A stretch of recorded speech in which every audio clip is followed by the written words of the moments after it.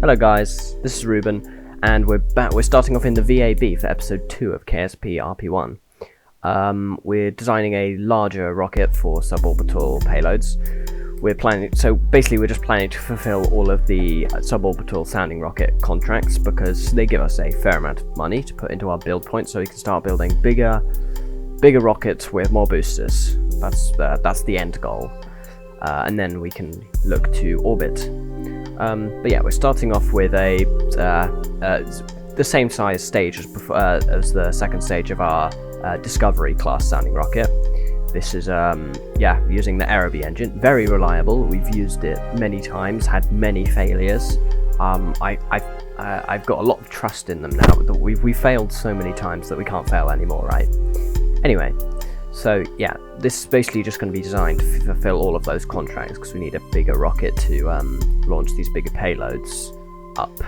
So this thing can capacitate about, I think it's 150 sounding rocket payload, which is enough to do most of the contracts. Maybe not the really difficult ones, but if needed to, we can always expand the nose cone. If necessary. So we're moving on to the first stage here.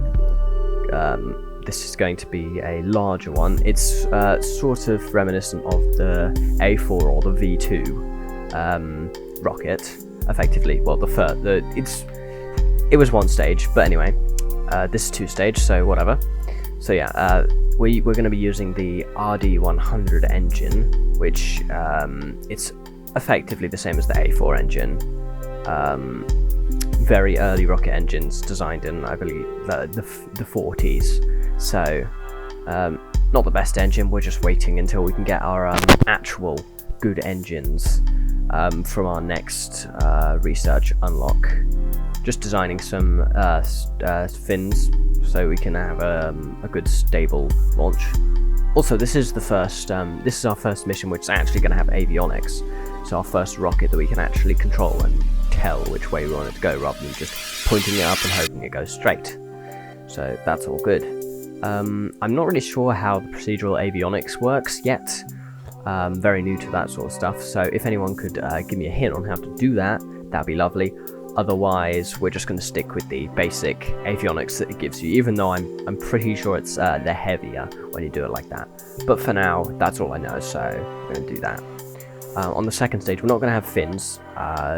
Foreshadowing that was a bit of a mistake, but anyway, we're going to have just Sepatrons, and the Sepatrons are going to be slightly angled, so they spin the stage up, so it has spin stabilization. We're going to get those lovely launch clamps that definitely didn't do anything bad for our rockets in the past. And that's it. That's all ready.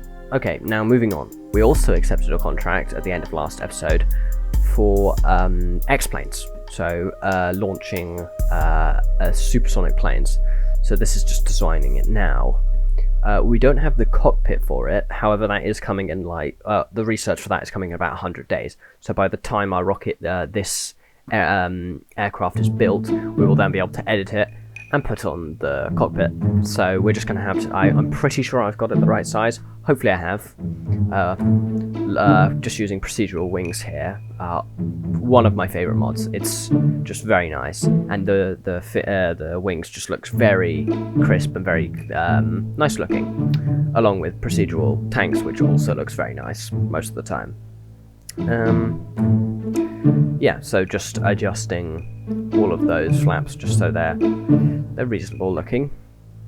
Moving them down, angling them up a little bit so it's more stable. Not sure if that's a thing. Hopefully it is a thing, and I would expect it to be a thing with Ferrum Aerospace, because Ferrum Aerospace is a more advanced atmospheric engine than regular KSP, so hopefully it should be good.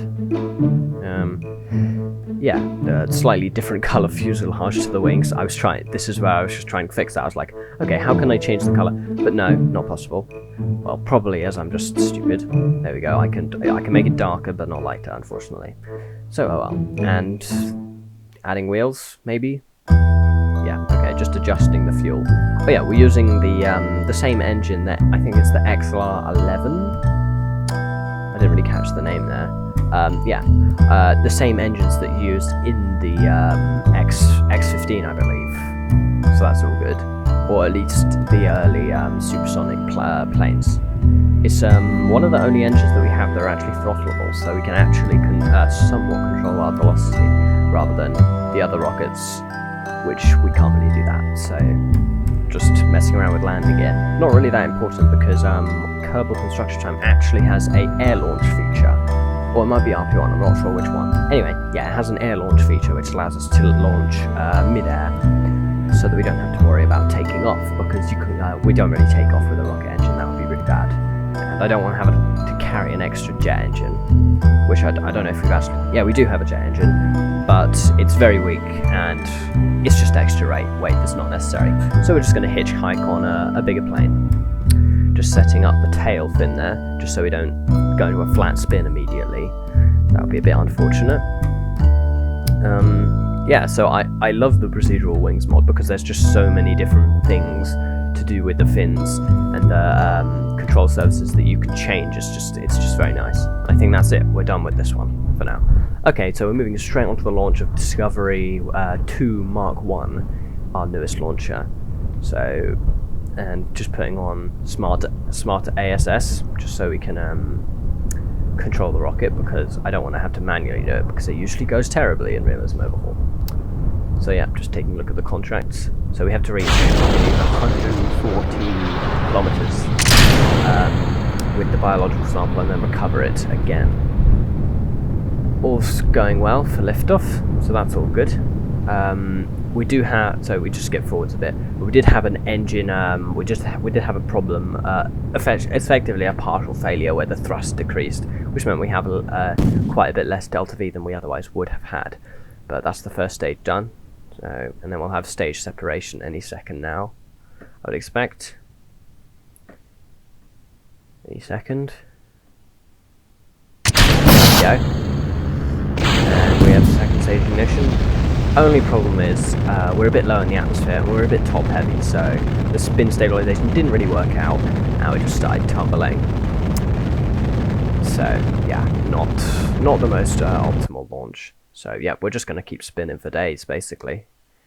And then the engine also cut out, so that's lovely. And we're just moving straight on to the supersonic launch. See, I put that new cockpit on just before we launched. I also had to train Jebediah, getting ready for the mission. But there you go, we got air launch, so that's nice. Engine ignition. And we're basically just going to straight away just start trying to get as fast as we can. This mission is effectively just see just how fast we can get in this plane. It's not really the best supersonic plane, its wings aren't narrow enough, so it has quite a lot of drag on it.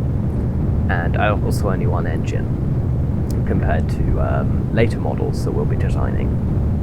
But yeah, Jebediah looks like it's having a lot of fun. First mission for a Kerbal in our space program. Or, sorry, human.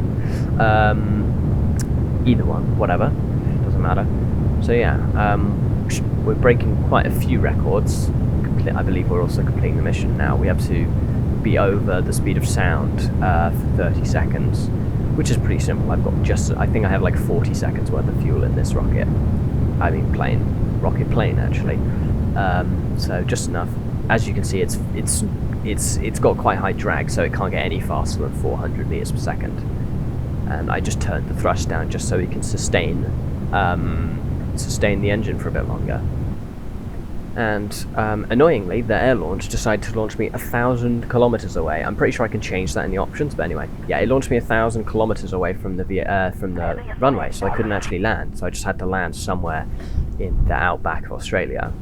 Now, I was a bit worried on the landing.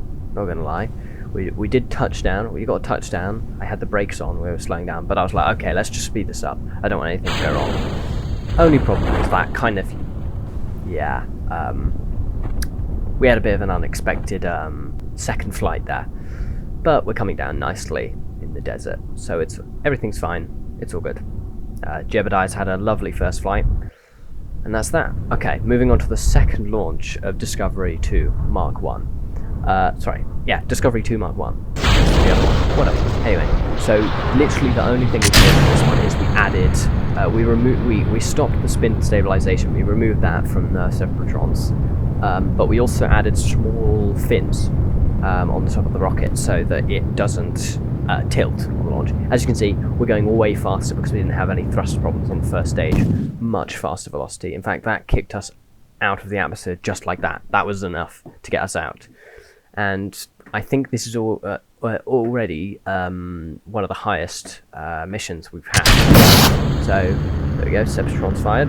Now we're not exactly super stable, we've still got a bit of a wobble, but it's enough.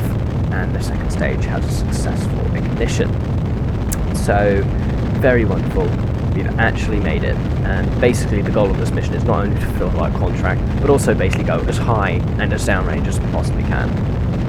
Sort of a mix of both, because I'm launching about 45-degree angle, so if I wanted to go higher, then I just have to go straight up, or downrange and go flat. But anyway, so the contract's basically fulfilled now, as long as we can land back down, and we have our engine cut off. Now, you see, we went so much farther than we have before. This is a great step in the Australian/British space program. And we'll just time warp up, grab the mission requirements, and all we have to do is come back down again. So that's all good. And I think we'll have a separation now, just checking the biological samples to see how they're doing. And we also have a height record. We have a height record of 300 and something kilometers. So we're just coming back down, arming only one of the parachutes because 2 just makes it really slow. This thing parachutes down at 2 meters per second. I can't be bothered to wait an hour for it to land down. So we just activate one parachute, and also only what is really necessary. So yeah. Pretty easy re-entry, quite hottest re-entry so far, but we still make it through without any problems. And we touch down on the ground nicely at sunset. Perfect. So now, also we got enough science to get the orbital rocketry, which is the next step towards the stars. So we just activate that research. That's going to take 700 days. Of course, that's on top of our other contracts, so quite a long time. And as a celebration, might as well just buy a bunch of upgrade points because we have the money.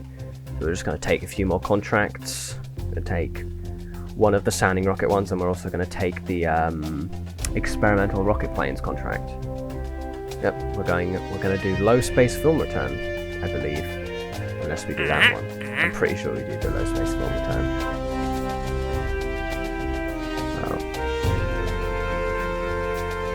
Come on, hurry up past me. Past me is very slow, unfortunately. He's very lethargic, didn't get much sleep.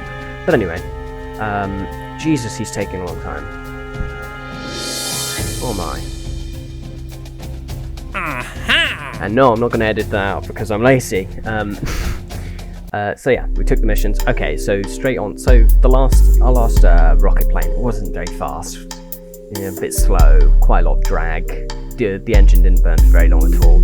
So we're right on to Supersonic Mark II. So as you can see already, it's a lot smaller and a lot more of a stubby rocket plane.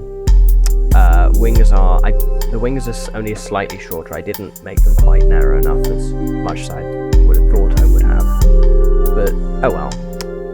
We've got 2 of those XLR? Pretty sure it's XLR engines now. So double the thrust. We have even more burn time.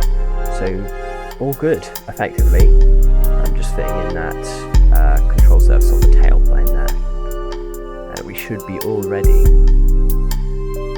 Not much else to do. Oh, also add a cool little orange adapter because it's got to look nice. You've got to make everything look nice, otherwise what's the point?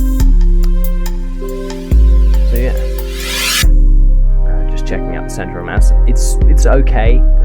Only problem is when we run out of fuel, we're not the most stable craft. Just adding parachutes just in case.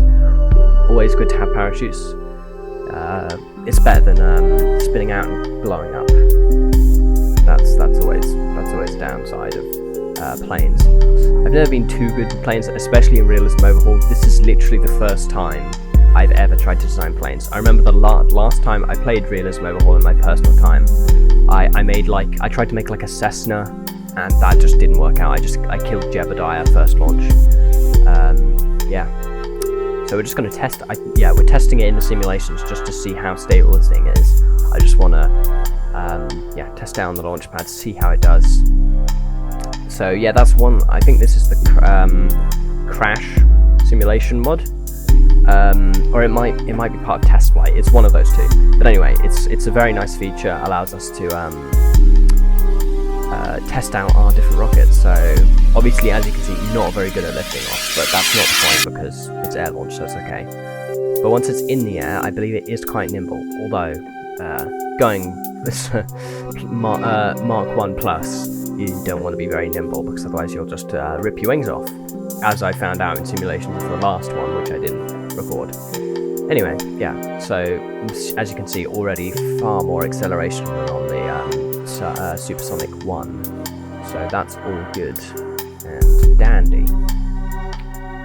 So yeah, and I think we end the simulation somewhere around here. I'm pretty satisfied with the simulation. We've already got faster and we're still going, so that's all good. And we're moving on to the third launch of the Discovery to Mark 1. This time we're launching, I think, a biological payload again. I think we're doing just the next one up, which it only has to go to about 170 kilometers. So probably having the second stage is overkill. I can launch this without the second stage. I guess I just decided to launch it with the second stage just to test the rocket out, make it a bit more reliable.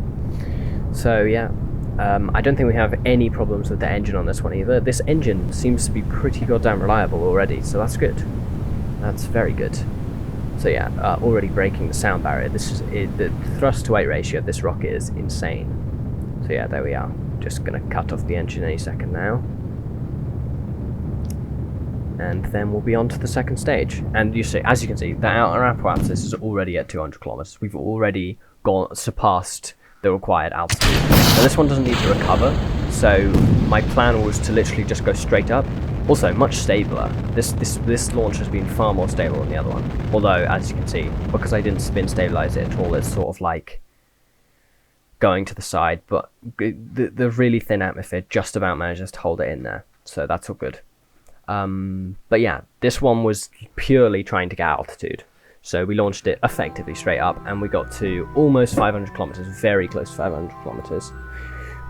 So that's almost, I believe, yeah, 100 kilometers more than our last launch, so that's all good. And yeah, so I still put the recovery system just because I always want to have the recovery system just so we can test out if it'll actually re-enter and recover, because it's always good to recover what you can, even if it's not that much. Something is better than nothing. So yeah, separation of the stage, and we did have a successful re-entry, and here we are just touching down now. Beautiful. Alright, that's it for this episode, and I'll see you guys all in the next video. Bye bye.